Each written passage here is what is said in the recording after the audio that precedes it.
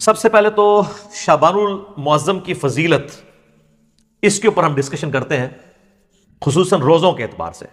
تو اس حوالے سے صحیح بخاری اور صحیح مسلم کی متفق علیہ حدیث ہے. سیدہ عائشہ سلام اللہ علیہا کہتی ہیں کہ اللہ کے محبوب صلی اللہ علیہ وآلہ وسلم رمضان کے سوا کسی اور مہینے میں کثرت سے روزے نہیں رکھتے تھے سوائے شعبان کے. یعنی رمضان کا تو پورا مہینہ ہوتا تھا، اس کے علاوہ سب سے زیادہ روزے جس مہینے میں رکھتے تھے وہ کون سا مہینہ ہوتا تھا؟ شعبان کا. حتیٰ کہ صحیح مسلم میں ہی ایک اور حدیث ہے، اما عائشہ کہتی ہیں کہ نبی صلی اللہ علیہ وآلہ وسلم بعض اوقات شعبان کا پورا مہینہ ہی روزے رکھتے تھے، کانٹینیوس پورا مہینہ. یعنی اتنی آپ کو محبت تھی شعبان کے روزوں سے. حتیٰ کہ بخاری اور مسلم میں ایک حدیث ہے، سیدہ عائشہ کہتی ہیں رمضان کے مہینے میں میرے جو روزے پیریڈز کی وجہ سے، حیض کی وجہ سے چھوٹ جاتے تھے نا، تو مجھے پورا سال موقع نہیں ملتا تھا کہ میں ان روزوں کی قضا دوں سوائے شعبان کے، کیونکہ شعبان میں نبی صلی اللہ علیہ وآلہ وسلم خود روزہ رکھتے تھے تو مجھے موقع مل جاتا تھا کہ میں اپنے روزوں کی قضا کر لیتی تھی. اب سیدہ عائشہ نے کوڈ ورڈز میں بات کی ہے، لیکن اسی حدیث میں بخاری مسلم میں وہ جو حدیث کا راوی ہے وہ کہتا ہے کہ اما عائشہ یہ کہنا چاہ رہی ہیں کہ نبی علیہ السلام کی مشغولیت کی وجہ سے میں روزوں کی قضا نہیں دے پاتی تھی. اور اس کو سپورٹی وہ بخاری مسلم کی حدیث ہے. نبی صلی اللہ علیہ وآلہ وسلم نے فرمایا کہ کوئی عورت اپنے خاوند کی اجازت کے بغیر نفلی روزہ نہ رکھے، یہ اس کے لیے حلال ہی نہیں ہے. مراد یہ کہ دن کے وقت بھی میاں بیوی ازدواجی تعلق قائم کر سکتے ہیں. تو جو اما عائشہ کہتی ہے نا کہ میں نہیں تھی رکھ سکتی، یعنی نبی علیہ السلام کی اجازت نہیں ہوتی تھی، تو یہ جو لوگوں میں مشہور ہے کہ جی دن کے وقت کوئی ازدواجی تعلق میاں بیوی قائم نہیں کر سکتے، تو اس کی بھی نفی بخاری مسلم کی احادیث کی روشنی میں ہو گئی الحمدللہ. اب یہ روزے رکھنے کی وجہ کیا تھی؟ اس کو سپورٹی وہ حدیث ہے شعبان کے حوالے سے، سنن نسائی میں انٹرنیشنل نمبرنگ کے مطابق 2359 کہ اسامہ ابن زید کہتے ہیں کہ ہم نے نبی علیہ السلام سے پوچھا اے اللہ کے محبوب صلی اللہ علیہ وآلہ وسلم، ہم نے آپ کو شعبان کے مہینے میں اتنے کثرت سے روزے رکھتے ہوئے دیکھا ہے کہ رمضان کے سوا کسی اور مہینے میں اتنے روزے نہیں رکھتے، تو اس کی وجہ کیا ہے؟ تو آپ صلی اللہ علیہ وآلہ وسلم نے فرمایا کہ یہ جو مہینہ ہے جو رجب اور رمضان کے درمیان آتا ہے. یہ آپ نے بات کیوں کی؟ رجب حرمت والا مہینہ اور رمضان ویسی فضیلت والا مہینہ. تو حضور بتانا چاہ رہے ہیں کہ یہ دو فضیلت والے مہینوں کے سینٹر میں جو مہینہ آتا ہے نا، یہ بھی بہت فضیلت والا ہے. یہ جو مہینہ رجب اور رمضان کے درمیان آتا ہے، لوگوں کی اکثریت اس کی عظمت سے غافل ہے، جبکہ یہ ایسا مہینہ ہے کہ جس میں نامہ اعمال اللہ کے حضور پیش ہوتے ہیں، اور میری خواہش ہے کہ جب میرا نامہ اعمال پیش ہو رہا ہو تو میں روزے کی حالت میں ہوں. اچھا، اس سے یہ بات پتہ چل گئی کہ یہ بڑا اچھا موقع تھا کہ اللہ کے نبی کہہ سکتے تھے کہ 15 شعبان کی جو رات ہے نا، شب برات، اس رات میں نامہ اعمال پیش ہوتے ہیں، تو پھر ایک ہی روزہ رکھنا پڑتا. آپ پورا مہینہ رکھ رہے ہیں، کسی بھی وقت پیشی ہو سکتی ہے. یہ بھی اس بات کو سپورٹیو ہے، یہ والی حدیث. اچھا، یہ جو نامہ اعمال پیش ہوتے ہیں نا، تو صحیح مسلم میں اور جامعہ ترمذی میں حدیث ہے، نبی علیہ السلام نے فرمایا کہ ہر پیر اور ہر جمعرات کو بھی نامہ اعمال اللہ کے حضور پیش ہوتے ہیں. سال میں پیش ہوتے ہیں شعبان کے مہینے میں، ہفتے میں 2 دن پیر اور جمعرات. حتیٰ کہ مسلم شریف میں حدیث ہے نبی علیہ السلام تو پیر اور جمعرات کا روزہ بھی رکھتے تھے اسی وجہ سے. اور ایک اور وجہ تھی جو مسلم شریف میں ہی آتا ہے، جب پوچھا کہ آپ پیر کا روزہ کیوں رکھتے ہیں تو آپ نے فرمایا فیہ ولدت و فیہ انزل علیہ، اس دن میں پیدا ہوا اور اس دن مجھ پہ پہلی وحی نازل ہوئی. یعنی جشن ولادت مصطفیٰ صلی اللہ علیہ وآلہ وسلم اور جشن نزول قرآن، یہ دونوں نبی علیہ السلام مناتے تھے. صحیح مسلم میں یہ حدیث موجود ہے، پیر کا روزہ رکھے. تو یہ ہفتے میں 2 دن نامہ اعمال، کون کون سے دن؟ پیر اور جمعرات. اچھا، روزانہ بھی نامہ اعمال پیش ہوتے ہیں سر. بخاری مسلم دونوں میں حدیث ہے، وہ بڑی مشہور حدیث کہ فجر کے وقت فرشتے آتے ہیں، وہ عصر کے وقت واپس چلے جاتے ہیں، اور عصر والے فجر کے وقت. اللہ پوچھتا ہے میرے بندوں کے حال میں پایا؟ تو کہتے ہیں جب گئے تھے فجر پڑھ رہے تھے تو آئے تھے تو عصر پڑھ رہے تھے. دوسرے کہتے ہیں جب گئے تھے تو عصر پڑھ رہے تھے تو آئے تھے تو فجر پڑھ رہے تھے. تو روزانہ بھی 2 دفعہ نامہ اعمال پیش ہوتے ہیں. لہٰذا ان چیزوں کو مکس نہیں کرنا چاہیے. میں ساتھ ساتھ کلیریفائی کر رہا ہوں. آپ دیکھیں آپ کتنے اہم ہیں. پوری کی پوری جو مخلوقات ہیں وہ انسان کی خدمت میں لگی ہوئی ہیں. فرشتے بھی یہی کام کر رہے ہیں کہ اللہ کو رپورٹ کر رہے ہیں کہ تیرا فلاں بندہ یہ کر رہا ہے، یہ کر رہا ہے. یعنی یہ ساری کی ساری انسانیت اللہ تعالیٰ کی یعنی کریشن کا کلائمیکس ہے. لقد خلقنا الانسان فی احسن تقویم. اللہ تعالیٰ نے اس کو بہترین تقویم کے اوپر پیدا کیا الحمدللہ. تو آڑے سے سان کام داستے ہیں. صحیح مسلم میں، جامعہ ترمذی میں، سنن ابی داؤد میں، سنن نسائی میں، سنن ابن ماجہ میں، 5 کتابوں میں. یہ جو 6 پڑھی ہیں نا، مشکات میں بھی آ گیا، وہ تو اسی کے نوٹس ہیں نا. یہ جو آپ کے سامنے 7 کتابیں پڑھی ہیں، اس میں سے صرف بخاری کو نکال دیں، باقی ساری کتابوں میں حدیث ہے انکلوڈنگ صحیح مسلم کہ نبی علیہ السلام نے فرمایا جس نے رمضان مبارک کے روزے رکھے، اس کے بعد شوال کے 6 روزے رکھ لیے، وہ گویا ایسا ہے کہ اس نے زمانے بھر کے، پورے سال کے، پوری زندگی کے روزے رکھ لیے. الحمدللہ، کتنی بڑی آسانی ہے. اور اس میں یہ بھی شرط نہیں ہے کہ آپ نے ساتھ ہی شروع کرنے ہیں، اور یہ بھی شرط نہیں کہ ایک ساتھ رکھ لیں باقی بعد میں رکھ لیں، پورے مہینے میں جس وقت مرضی رکھ لیں۔ ساتھ رکھنے کا یہ فائدہ ہوتا ہے، ایک روٹین بنی ہوتی ہے تو رکھے جاتے ہیں۔ الحمدللہ میں جب سے یعنی بالغ ہوں روزے رکھ رہا ہوں، ہم ساتھ ہی کوشش کرتے ہیں کہ یہ روزے مکمل کر لیجیے، تاکہ یہ پورے مہینہ 3 روزے نہیں رکھ سکتے تو یہ 6 روزے رکھ کے تو ہمیشہ کے روزوں کا ثواب کمائیں جی۔ اچھا، یہ بعض لوگ پریشان ہوتے ہیں کہ یار مشقت کم ہو رہی ہے، ثواب زیادہ، یہ کیسے پاسبل ہے؟ سر، اللہ تعالیٰ نے نبی علیہ السلام کو ہر طرح کے لوگوں کے لیے پیغمبر بنا کے بھیجا ہے، آسانیاں بھی رکھی ہیں۔ ایک آپ کو اور بڑی آسانی بتاؤں جو میں اس کو آج فیل کر سک رہا ہوں، میری سالوں روٹین تھی، یہ میں کوئی تکبر کے طور پہ نہیں بتا رہا، صرف سمجھانے کے لیے۔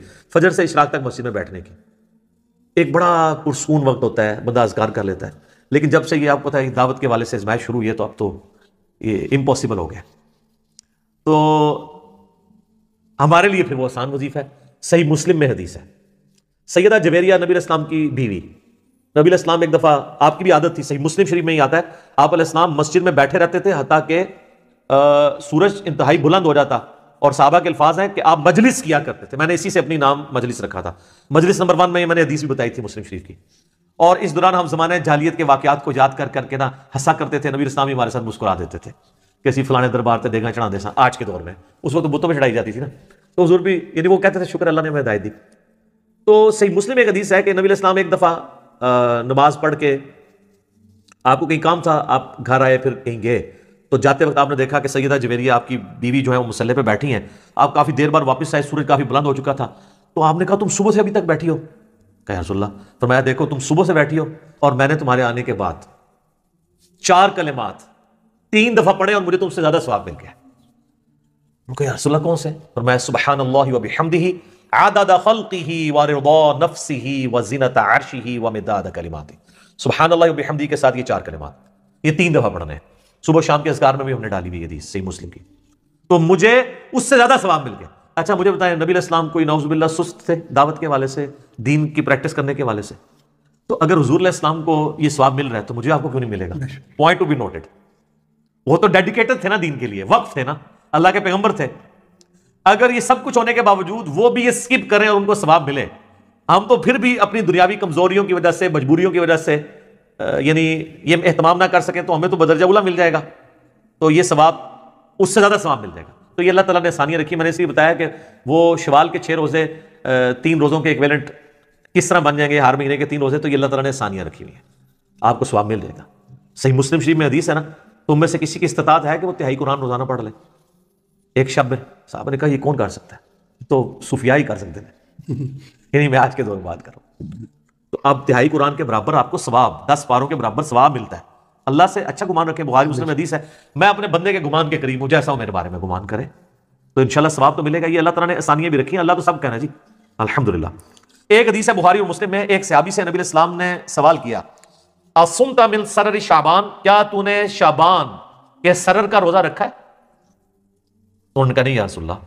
تو آپ نے فرمایا اب جب رمضان گزر جائے تو شوال کے مہینے میں 2 روزے رکھ لینا۔ اچھا، یہ سرر کا جو لفظ استعمال ہوا ہے نا، اس کا معنی عربی میں کنارہ بھی بنتا ہے، اردو میں بھی آپ سرا، سرر، اور سینٹر بھی بنتا ہے۔ اس حدیث میں کلیئر نہیں کہ نبی علیہ السلام کس روزے کی بات کر رہے تھے، پہلے اشرے کا آخری روزہ یا آخری اشرے کا آخری روزہ یا درمیانے کا آخری روزہ یا درمیان والا روزہ، کون سا؟ اس کو سپورٹنگ ایک حدیث ہے صحیح مسلم میں 2745 انٹرنیشنل نمبر کے مطابق، اس میں الفاظ ہیں کہ سرتی ھذا الشہر، اس مہینے شعبان کے جو سرہ کا، سرہ کسے کہتے ہیں عربی میں؟ ناف کو، نیول وہ نا، فوق السرہ اور تحت السرہ، ناف کے نیچے ناف کے اوپر، الا سرہ نہیں ہے، فوق ہے، فوق اینو کہتے ہیں، الا ہوتا ہے ایگزیکٹ، اپون اینڈ بلو، نٹ آن، تو یہ بھی آلموسٹ سینٹر گریوٹی بن رہا ہوتا ہے جسم کا، سینٹر۔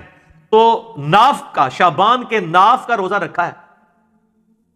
تو اچھا یہ لفظ جو ہے نا وہ کھوکھلی چیز کے لیے بھی استعمال ہوتا ہے، اس لیے سینٹر کے لیے بھی استعمال ہوتا ہے، تو وہ جو کسی ایک چیز کو اندر سے ہالو کیا جائے وہ بھی سینٹر بن رہا ہوتا ہے۔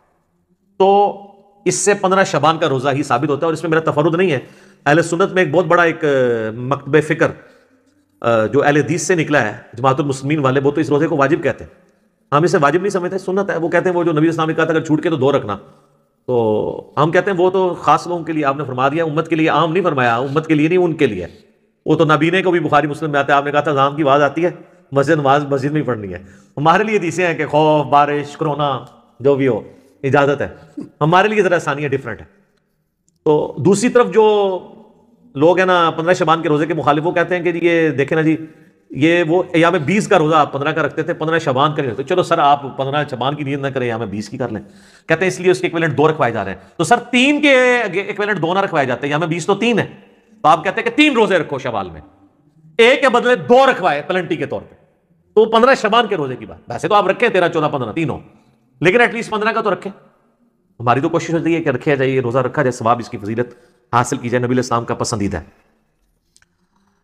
اب میرے بھائیوں ایک اور حدیث جو جامعہ ترمذی میں اور سنن ابن ماجہ میں موجود ہے کہ نبی علیہ السلام فرمایا کہ جب شعبان کا نصف گزر جائے تو پھر کسی کے لیے جائز نہیں کہ وہ روزہ رکھے. اس کی حکمت کیا ہے؟ کہ رمضان کو پروٹوکول دینا ہے، فرض روزوں کو. اس حدیث سے بھی پتہ چلا کہ وہ جو سرے کا روزہ تھا نا، سرر شعبان، وہ آخری اشرا تو نہیں بنتا، کیونکہ 15 کے بعد تو آپ اجازت نہیں دے رہے روزہ رکھنے کی. 15 تک اجازت ہے، تو پھر سرا 15 مان گیا، کیونکہ اگلے 15 میں تو اجازت نہیں ہے. البتہ ایک ایکسیپشن ہے، بخاری مسلم حدیث ہے، نبی علیہ السلام فرمایا کوئی شخص شعبان کے آخری 2 دن رمضان سے 1-2 دن پہلے روزہ نہ رکھے سوائے اس شخص کے جو پورا شعبان ہی روزے رکھ رہا ہو. اس کو اجازت ہے کہ وہ رکھ سکتا ہے، باقیوں کے لیے 15 آخری روزہ ہے، 15 کے بعد روزہ نہیں رکھ سکتے. تو یہ بھی سپورٹیو حدیث ہے سرر شعبان کو کہ وہ سینٹر میں روزہ بنتا ہے. اچھا، تو میں ریکویسٹ کروں گا اپنے بھائیوں سے کہ بخاری مسلم کی جو حدیث ہے سرر شعبان کے روزے والی، اللہ کا نام لے کے روزہ رکھ لیں. 15 شعبان کا کم از کم رکھیں، اگر 3 دن نہیں رکھ سکتے اور اس فضیلت سے محروم نہ ہو. ختم سحری کا وقت آپ اپنے چارٹ کے اوپر چیک کر لیں. اچھا، ختم سحری بڑا آسان بھی ہے، کوئی آپ کو ایپ بھی کرنے کی ضرورت نہیں ہے. آپ لائیو گوگل میں اگر لکھیں نا تو سن رائز ٹوڈے، فجر ٹوڈے اور اپنے سٹی کا نام، وہ سارے نمازوں کے ٹائمنگ دے دیتا ہے. شافعی حنفی سارے دیتا ہے، وہ صرف اثر میں ہی فرق ہے نا شافعی حنفی کا، باقی تو سارے سیم ہی ہیں. تو وہ روزہ ضرور رکھا جائے.